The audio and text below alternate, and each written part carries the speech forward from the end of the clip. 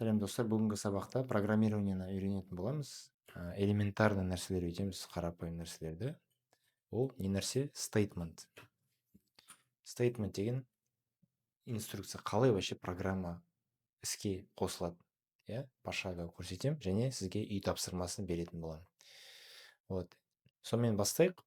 Мынандай файл ашасыз, любой файл. Сосын оны ашқаннан кейін оның атын өзгертеміз. F2 басасыз клавиатурада, сол кезде файлдың аты ауысады. Біз жазамыз index.html. Бұл HTML файл. HTML файл не деген сөз? Ол парақша, веб-сайт.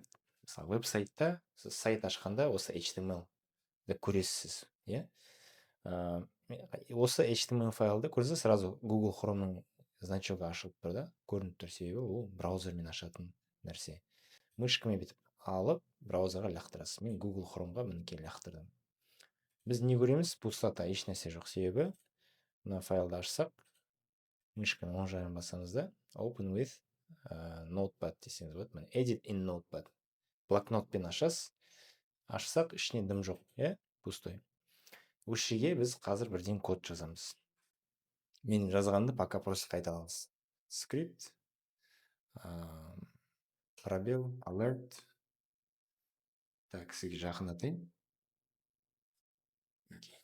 Alert и қазақша сәлем әлем.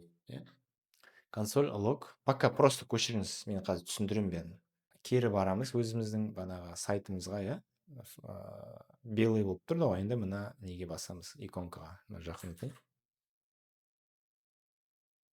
Мынаған басасыз, Google Chrome'да. Сол кезде обновить етеді.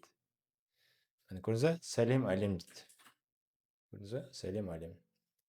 Осыны экранға шығарды. Қай код шығарды? Қазір көрсетем. Міне сәлем әлем, alert деген көрсетті осындай. Сосын келесі, то есть по statement дедім ғой, бағана айттым ғой, біз мынаны өйтеміз деп. Нұсқаулық. Бұл әр строка нұсқаулық компьютерге. Бит сөйт деген команда. Жалпы программирование деген не? Компьютерге инструкция беру. Мынаны істе, ананы істе деген сияқты.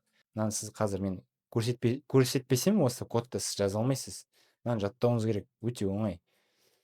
Қарамай жазылатындай болу керек қой.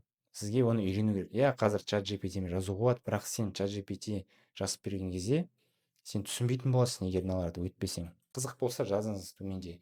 Жалғастырайын ба бұл сабақты, әлде қызық емес па, керек емес па? Сіздің пікіріңізді білгім келеді. Сау болыңыз.